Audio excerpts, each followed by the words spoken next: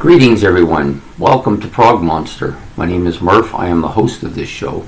This is a show that is dedicated to progressive rock and other forms of rock music. Today we're doing our favorite albums of 1975, and we're featuring this particular album, Styx Equinox, or Equinox if you prefer that. Anyways, this album, I'm trying to figure out which way to hold my hand. Okay, so this album was released December of 1975. Paragon Recording Studio in Chicago. 34 minutes, a bit long, so a little bit under average size, but not too bad.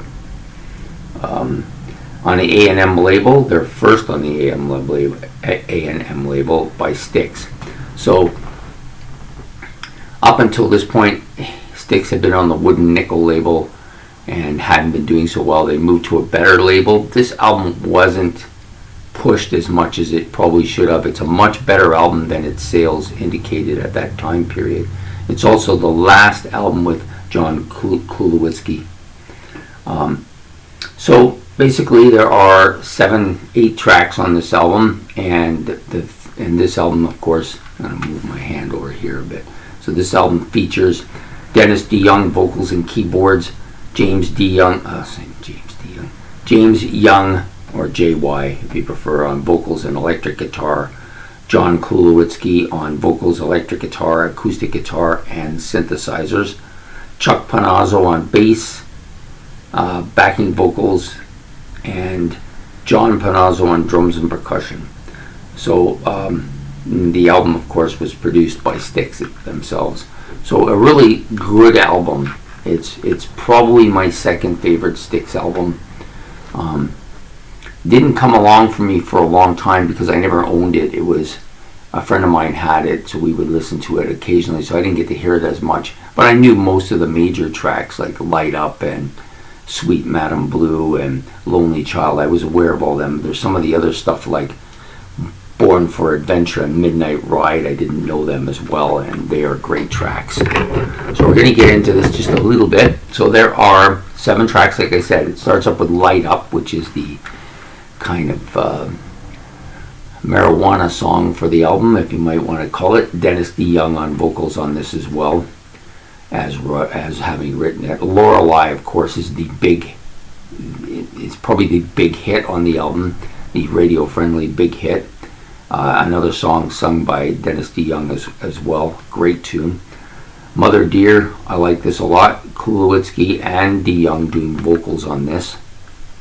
Lonely Child, wow, it's tough, but I would say this is probably right up there among my favorite Styx tracks. It's a bit of a ballad in some ways, but it's a heavy ballad, but a really, really great song. I think Dennis's vocals are spectacular on this particular track. Right? I'm going to hold this up again. So then you flip the album, because that's what it was in the day, flip the albums. Midnight Ride was the next song. This is a James Young song, pretty heavy, a heavy track. This whole album is pretty heavy album. That's a heavy album, maybe the heaviest track on the album. Then you got Born for Adventure, which I think is the underrated gem on this album. DeYoung nails it vocally. It's heavy. There's lots of solid guitar.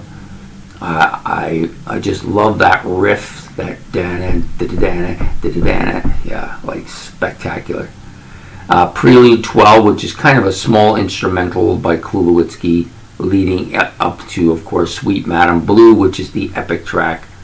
Epic in a sense that it's the longest track on the album, but it's only 6:30, so not super long, but really some really great vocals on it, and it's a really melancholy song. It's like dark, and I just love it. I just think it's a classic for Styx. This whole album is a classic for Styx, if you ask me. If Tommy Shaw had been on this album, maybe it would have blown the roof off, but you know, as it was, it's still a fantastic album, and only for me, the only album that really beats it in their catalog is Pieces of 8.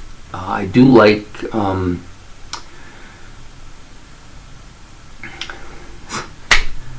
I hate it when I draw a blank. Anyways, I do like the other album that we all know, The Grand Illusion. That's the one. I do like that album a lot, but I just think this one's just better.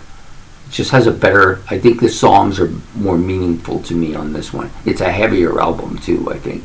Great cover, of course, and I love that Styx logo. So there you have it. Styx on February the 25th, day number 25, album number 25. This album will come in as number 4 on my list for my favorite albums from 1975. So there you have it. So I hope you liked this video. If you did, please like and subscribe. You know, how do you feel about this album? Where would you put this album in the year's catalog? Would you put it near the top? Do you think it's the best album of the year? Do you think it's maybe a middle album? Do you think I'm in the right spot? Or does it deserve to even be on the list? You let me know. Anyways, I hope you enjoyed today and the video, and we will see you tomorrow morning with this album and back with another one the following day. So take care.